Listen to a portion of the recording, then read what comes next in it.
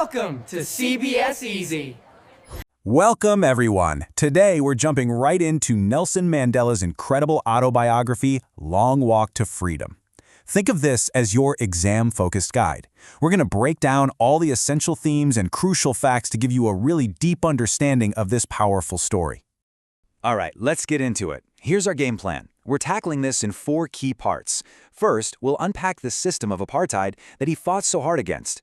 Then we'll look at that amazing victory for a new nation. After that, we'll dive into what freedom really meant to Mandela. And we'll wrap up with his powerful concept of a person's twin obligations.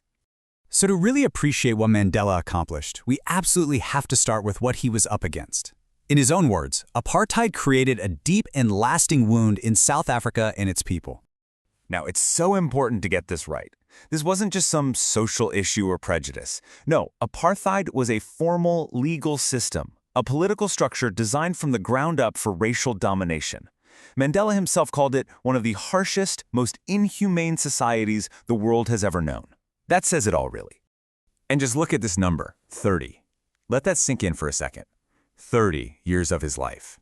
Mandela spent 3 decades in prison, not for some crime, but for his relentless fight for equality and justice.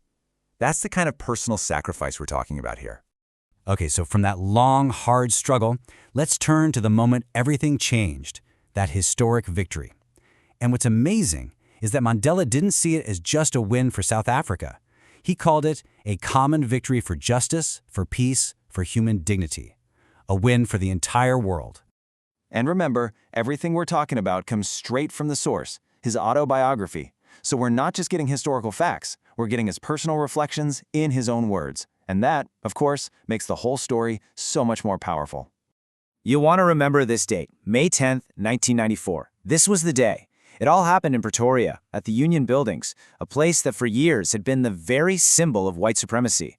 But on this day, it became the site of what Mandela beautifully called a rainbow gathering, as a new, diverse nation was born. And the people's voice was loud and clear. This wasn't a narrow win. Mandela's party, the African National Congress, won a massive 252 out of the 400 seats. It was a total landslide, an overwhelming demand from the people for a new beginning. Listen to the power in this quote. That repetition. Never, never, and never again. He's not just saying a word.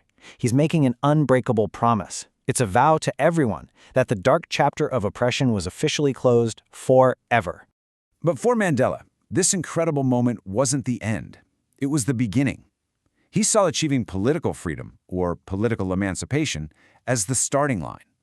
The next big fight was to free all his people from the chains of poverty and suffering that still existed. And that word, emancipation, is a really key term for your exams. It means more than just being free.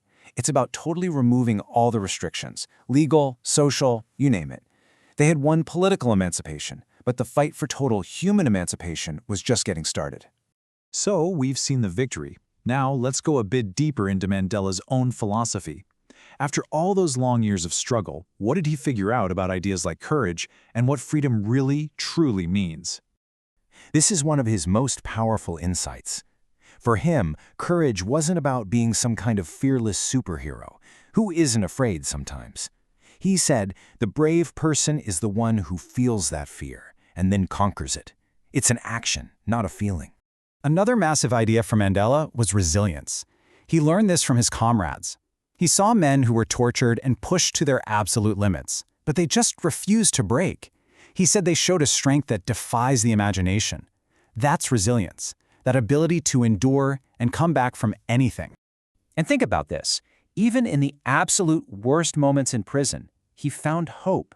Just seeing a tiny glimmer of humanity in a guard, even for a split second, was enough to reassure him that human goodness is like a flame. You can hide it, but you can never put it out.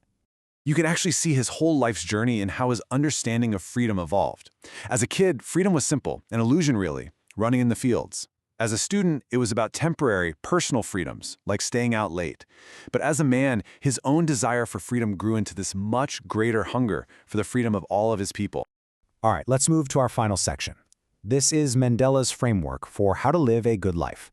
He believed that in a decent society, every single person has 2 fundamental duties they have to balance. And here they are. He called them the twin obligations. On one side, you have your duty to your family, your parents, your wife, your kids. And on the other, you have your duty to your people, your community, and your country. A just society lets you fulfill both. And this is exactly what made apartheid so inhumane. It made this balance impossible. For a man of color, if you tried to fulfill your duty to your community, the system would punish you, isolate you, and as he said, inevitably rip you from your family. It was an impossible choice. And that's what drove him to fight for a world where no one had to make it. And this brings us to one last, really profound thought. Mandela argued that freedom is for everyone, and that means the oppressor isn't free either. They are locked behind what he calls the bars of prejudice and hatred, a prisoner of hatred, robbed of their own humanity.